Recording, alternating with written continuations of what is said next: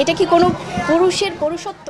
তো হ্যালো বন্ধুরা, আজকের এই ভিডিওতে আপনারা সরাসরি দেখতে পারবেন এবং শুনতে পারবেন যে বুবলিকে জিজ্ঞাসা করা হয়েছিল সাকিবের বিষয়ে কিছু কথা বলার জন্য।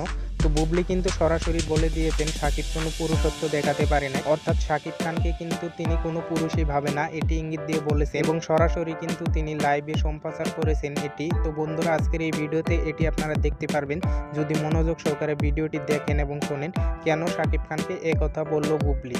তো বন্ধুরা, চলুন আপনাদের সম্প্রচারটি দেখি। তিনি যদি তার সন্তানের মাকে বিভিন্ন ধরনের ভুয়া, মিথ্যা, বানোয়াট এলিগেশনস দিয়ে যদি উনি বোল্ড হতে চান, উনি ওনার পুরুষত্ব প্রমাণ করতে চান, এটা কি আসলে প্রমাণিত হবে? উনি আমাকে অনেকগুলো এলিগেশনস দিয়েছে যে উনি ওনার বাসা থেকে আমাকে বের করে দিয়েছে। এটা কি কোনো পুরুষের পুরুষত্ব?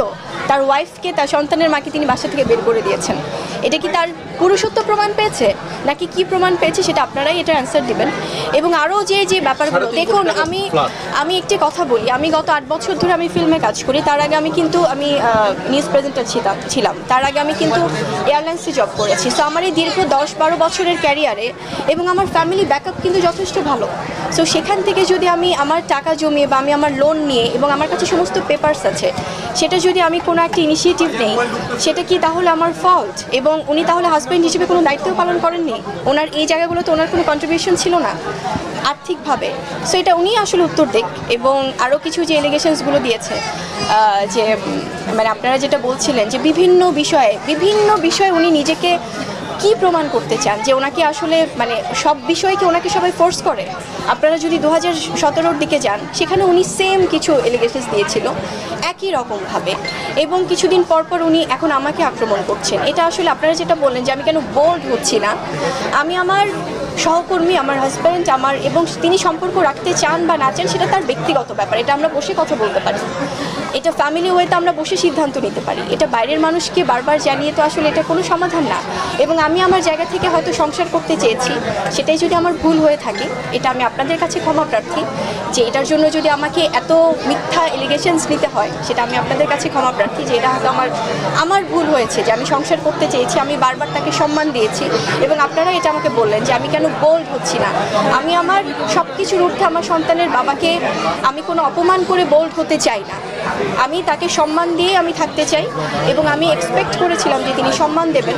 কিন্তু তিনি যদি আমাকে, তার সন্তানের মাকে অসম্মান করে যদি তিনি তার পুরুষত্ব জাহির করতে চায়, এটা আমার সোসাইটির কাছে আমার প্রশ্ন যে আসলে কোনো কিছুতেই কি তার কোনো কন্ট্রিবিউশন ছিল না। এবং উনি আমি যখন নতুন ফিল্মে এসেছিলাম, তখন কিন্তু উনি একদম প্রতিষ্ঠিত একজন নায়ক। ওনার কাছ থেকে কোনো কন্ট্রিবিউশন না পেলে আমার কি সাহস ছিল আমি একজন নতুন হিসেবে আমার তার সাথে কোনো কিছুতে ইনভলভ হবার? এবং উনি অনেক ইস্যু এনেছেন, যেগুলো নিয়ে আসলে আমি আজকে কথা বলতে চাইনি, বাট আপনাদের সম্মানার্থে, কারণ আপনারা বারবার এগুলো নিয়ে জিজ্ঞেস করছেন এবং এটা আপনাদেরও দায়িত্ব। আমি এটা সম্পূর্ণভাবে রেসপেক্ট করি। হয়তো এই সুযোগগুলো উনিই করে দিয়েছেন আপনাদেরকে জিজ্ঞেস বারবার যে আপনারা জিজ্ঞেস করছেন।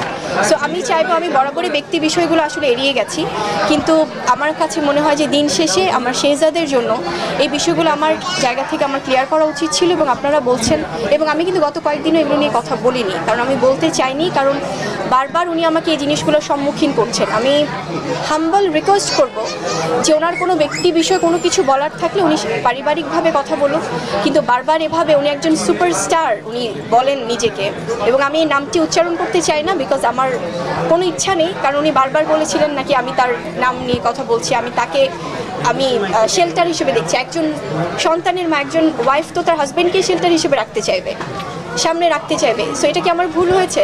That's why I don't want to use his name any more. আমি ওনার নামটাও বলতে চাচ্ছি না, আমি ওনাকে নিয়ে কথাও বলতে চাচ্ছি না। আপনারা কিছু জিনিস জিজ্ঞেস করেছেন বলে আমি বলছি, সেই ব্যাপারে কথা বলতে চাচ্ছি।